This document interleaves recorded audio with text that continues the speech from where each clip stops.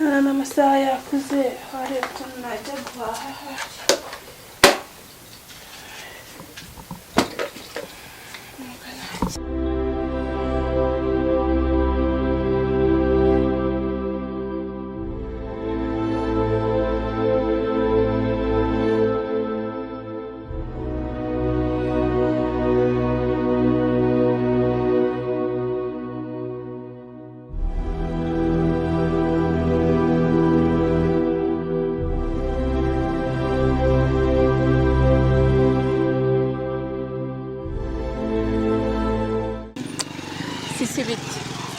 Ntabwo ari byiza habaye iki ahubwo se umeze shangiye ndawe nyine rero mwikumburiye shangiye nyine ntabwo bimeze neza. habaye iki mu rugo ndabona biri kwanga iby'umugabo ndabona ari urugamba kabisa.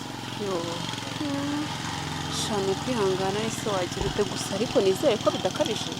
shase aho bidakabije ahubwo ni hehe harataha ijoro arataha mu gitondo arataha yasinze araza avuga nabi mbese urumva n'ibibazo by'uruhurirane hashize nk'igihe kingana nk'amezi angahe. si ubwo ikibazo se giturukaho ni gute umuntu uko mwabanye yitonda ameze neza ni gute umbwira ngo ataye iryo joro. shase wabuzwa n'iki kubimbwira ni ukuri nanjye ntabwo nzi biri kuba pe ni ibintu biri guhurirana gutyo gusa. n'isi undi wari ugiye ko mbona uri ku muhanda. sha nyine nari ngiye guhaha ahubwo niba wari uje mu rugo twabanza tukajyana guhaha noneho tukabona kujyana mu rugo nyine tukagira. shase nabyanga tugenda.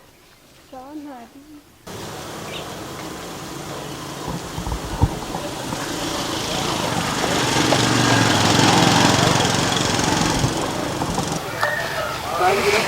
Brongo bimeze bite se? cyane nyine ni kwa kundi mu rugo ni rwa sereri.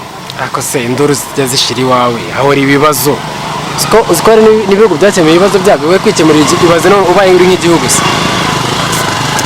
Byaracanze neza nuko.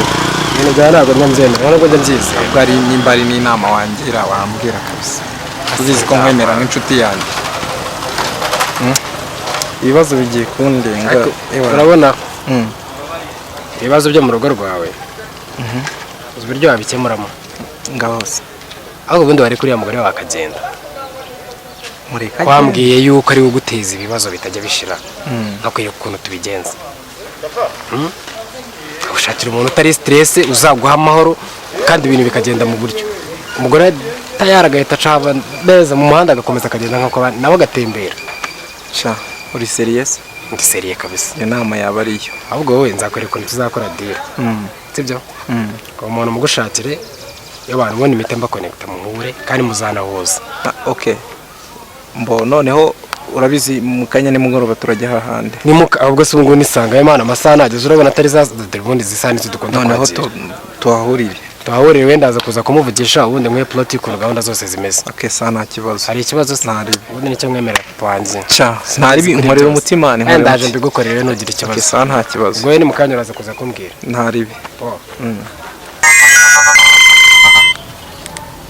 Hello? Amakuru yawe se neza we? Makuru ni meza. Twabuze cyane kidowe. Ndahari. Mungu burana bitaya? Ego. Ari dero ushaka dukora none niba uhari koko.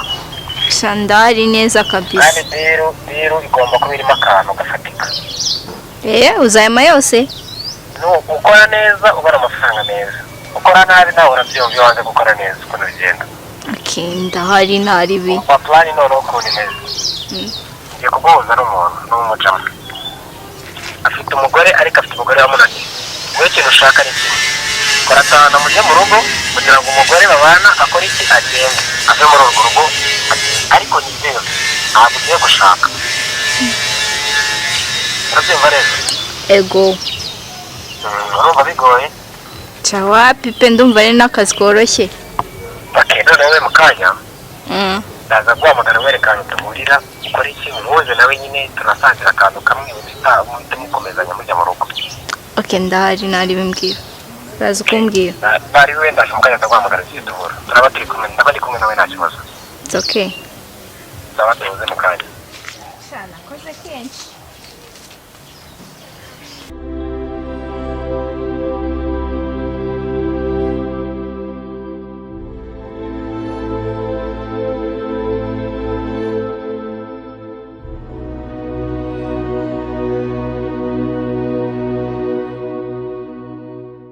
bitese byiza.